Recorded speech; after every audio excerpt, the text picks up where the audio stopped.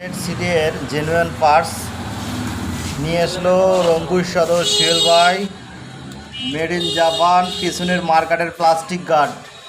যাদের লাগবে যোগাযোগ করবেন। S100 সিডের কিক রাবার, S100 সিডের kick rubber made in Japan. এখানে লেখা আছে মেড ইন জাপান, স্ক্যানার আছে, স্ক্যান করতে পারবেন।